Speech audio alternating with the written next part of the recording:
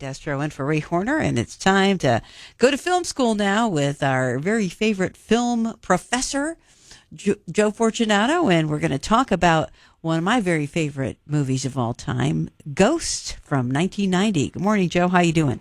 Good morning, Jeanne. Good morning, everybody. And you nailed it right on the head. We're looking back at, believe it or not, the 35th anniversary of Ghost, which was released July 13th, 1990. It was directed by Jerry Zucker, whose claim to fame prior to that was Airplane and the Naked Gun. We'll talk about that in a minute. The writer was Bruce Joel Rubin. Of course, it stars Patrick Swayze, Demi Moore, and Whoopi Goldberg. It was nominated for 5 Oscars, including Best Picture. It only won 2, but a big one for Best Supporting Actress. Whoopi Goldberg got her Oscar for this. It also won for Best Screenplay. I mentioned Jerry Zucker as the director. This is his favorite film of his own.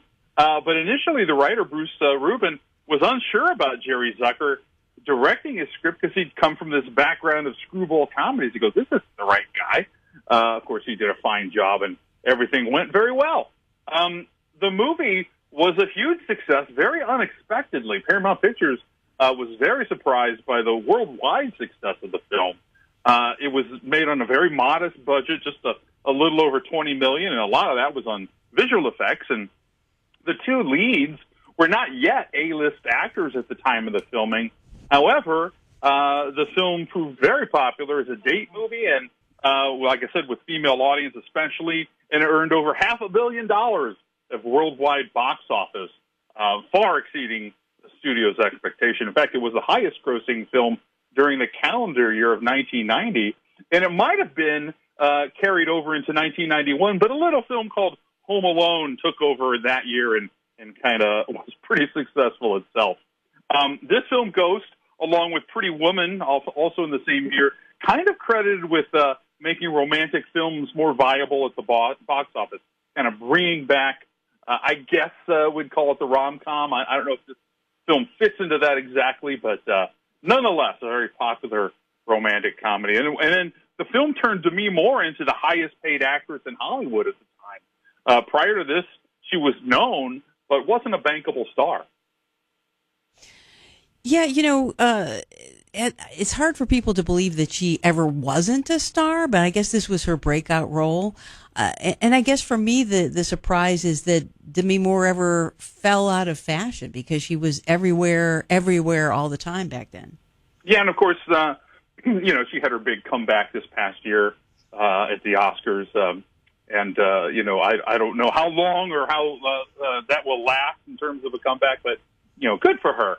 Patrick Swayze also wasn't he was a known star, but not a huge A-lister. And he said that the role of Sam Wheat in this, which is the character he played in this film, was the hardest role he ever played, mainly because he was sort of an observer to the action and not a participant. And I don't want to give away the plot for those who haven't seen it, but spoiler alert, it's 35 years old, and he is the ghost in the film that, or one of them, I guess, who is sort of watching the action unfold and trying to change it as he can. He had done a couple of films, Roadhouse and Next of Kin. Roadhouse, of course, a cult favorite at this point. But he didn't want to be known as just an action star, and so this is one of the big reasons he picked this role. In terms of casting, he actually was instrumental in having Whoopi Goldberg cast. He was the one that brought her to the attention of the producers and basically said he wasn't going to do the film if she didn't get the role. So they were kind of a twofer in that regard. That's fantastic. I mean, I just remember I've seen this movie, I don't know, at least 3 times, I would imagine. One of my favorite films. And I love the part at the end, of course, where you see him going. I'm not going to worry about spoiler alerts because, honestly, it's 35 years old, like you said. But I remember at the end where he kind of goes off into the light. I remember that part. That was great.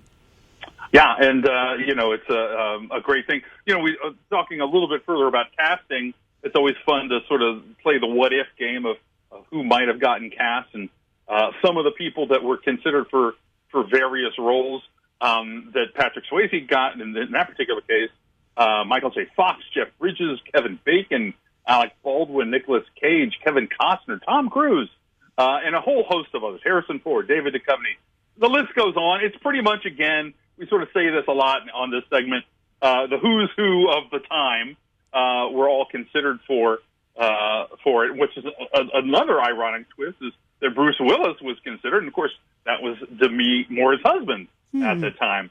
For the part of Oda Mae, which went to Whoopi Goldberg, Oprah Winfrey and Tina Turner were considered for that role, and for the role of Molly, which went to Demi, Julia Roberts. We talked about her a moment ago with Pretty Woman. She was considered for that as well. So a lot of great, possible what ifs, but as is usually the case, I think they nailed it, and it's sometimes hard to imagine other people in a role once you have a beloved movie. So if you had to pick a Demi Moore movie that was your favorite, would you say this was it? Oh gosh, I don't know. I like Demi Moore. I don't know that I have a favorite of hers. I guess maybe I'm going Brat Pack with San Elmo's Fire, but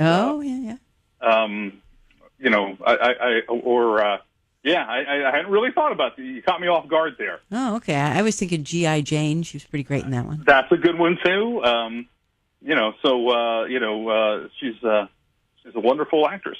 Yeah, a lot of people don't like her in Striptease. They made fun of that movie. That was actually one of my favorite books. I really enjoyed that book by Carl Hiatt, and I guess maybe the question is whether or not it was interpreted correctly on the screen. But I thought she did a great job in that.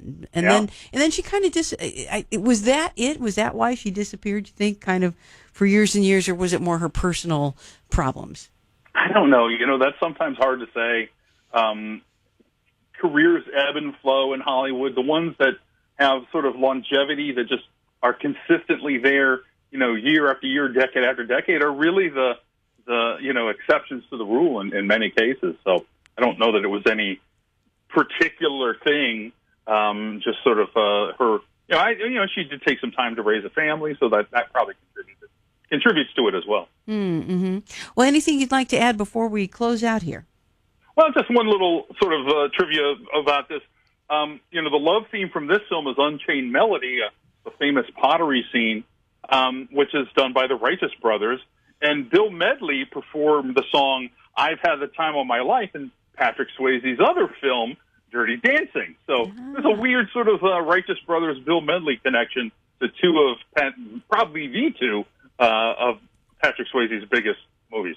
Excellent. Well, it's always great to have you on the air with us. Joe Fortunato, he is a film studies professor, talking about the 35th anniversary of Ghost. Love that movie. So thanks for being on with us. We'll look forward to you being with us again next Friday when Ray's back in town. Now it's time for Stephanie with traffic.